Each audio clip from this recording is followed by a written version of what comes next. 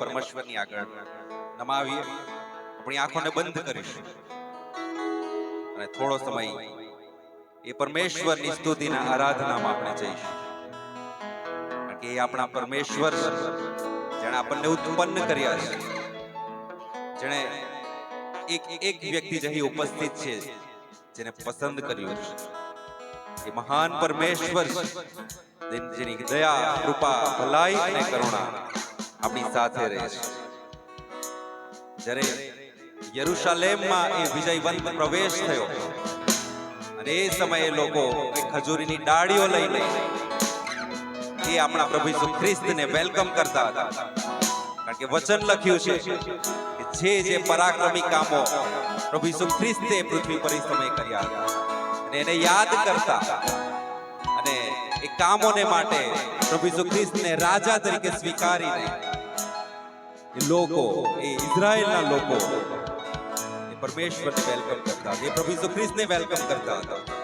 દાઉદ રાજા કહે છે, હું સર્વ સમય યહોવાને ધન્યવાદ આપીશ અને મારે મુખે તેની સ્તુતિ નિરંતર થશે.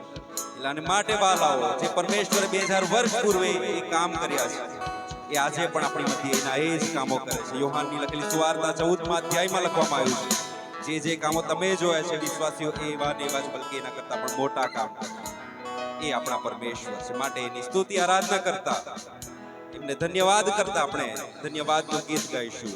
મેરે ખુદાવંદ હો ધન્યવાદ, યેશુ પ્રભુ ધન્યવાદ.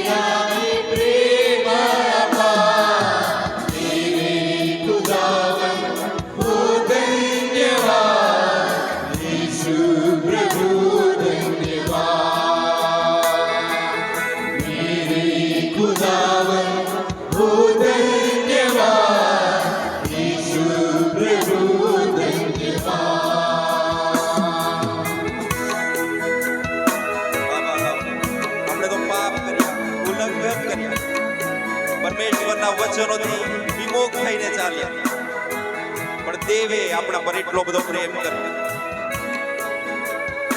એ પરમેશ્વરે આપણને પોતાની બાહોમાં લઈ લીધું. એટલાને માટે ગીત કરતા કહે છે, પાપો સે જખ્મી જો મેં હો ગયા, લેકિન બાહોं में तूने मुझे ले लिया. એ આપણા પરમેશ્વર છે, જે સતત આપણી રાહ જોઈને જ્યારે આપણે એમની સામે જઈએ છીએ દોડીને આપણને ગળે વળગાવે છે. એ પરમેશ્વરની સ્તુતિ કરીએ.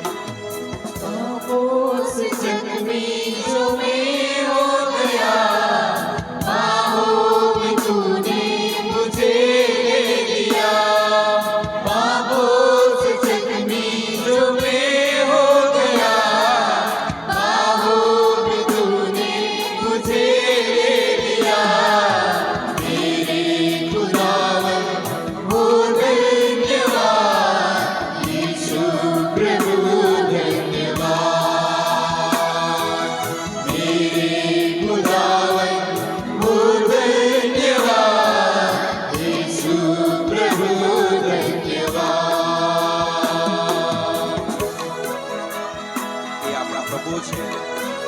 પરમેશ્વર છે, જેણે અંધકારમાંથી પ્રકાશમાં આવવાનું આપણને આમંત્રણ આપ્યું છે. જો આપણે અંધકારમાં હોઈએ તો પણ આપણા જીવનમાં પ્રકાશ આપનાર પરમેશ્વર છે. માટે આપણે ગાઈએ છીએ, ઘોર અંધકાર से जो होकर चलो, राहों की मेरी उजाला है तू. ओ पिता, તમારો ધન્યવાદ કરીએ છીએ.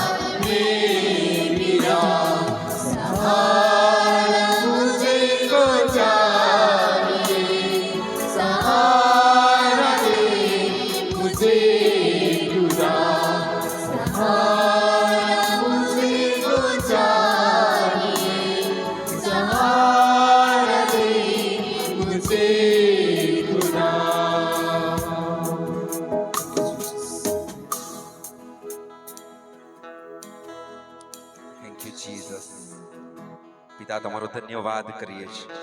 અમે તમારો આભાર માનીએ છીએ પ્રભુ, કારણ કે તમે અદ્ભુત કરનાર પરમેશ્વર, તમે એ પરાક્રમી પરમેશ્વર છો, જેણે સમગ્ર આકાશ પૃથ્વીનું સર્જન કર્યું, મનુષ્ય દેહની રચના કરી, એમાં શ્વાસ મૂક્યો છે, જેને ઓથોરિટી છે, જેને અધિકાર છે સર્વ બાબતો, જે પરાક્રમી છે, જે સર્વશક્તિમાન છે,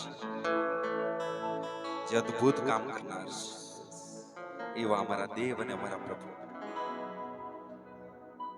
ઓ પિતા, અમે તમારો ધન્યવાદ કરીએ છીએ, અમે તમારી સ્તુતિ કરીએ છીએ અને અમે તમારી આરાધના કરીએ છીએ. ધન્યવાદ પ્રભુ.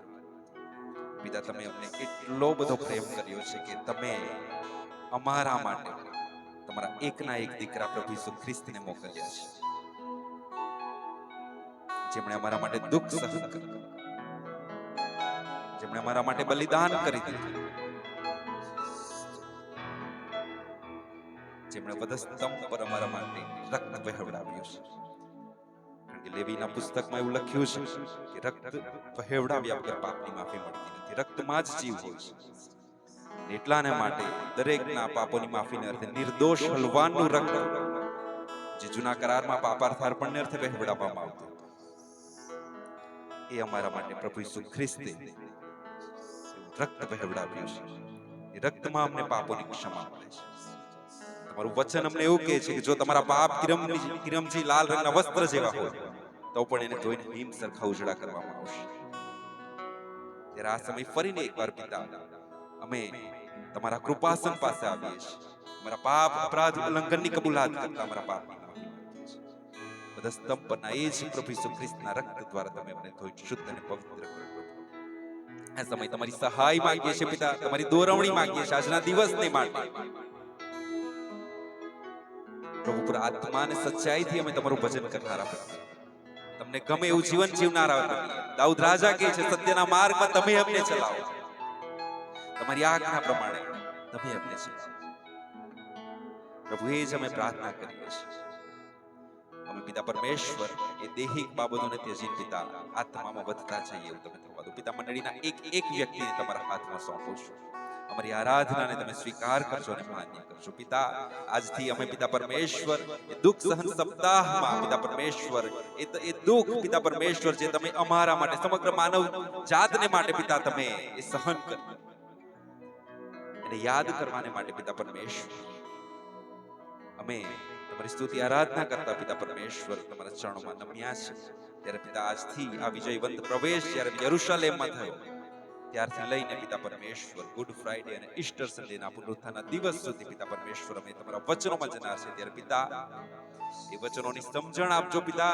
એ હરેક બનાવ પિતા પરમેશ્વર છે એ સમય બન્યો હતો પિતા એને સમજવાને માટે હરેકને પિતા પરમેશ્વર તમે એ રૂડું મન આપજો એવી અમારી પ્રાર્થના છે પિતા. આજના વક્તા સાહેબને પણ તમારા હાથમાં સોંપું છું. તમારા સામર્થ્યથી એમને ભરપૂર કરો.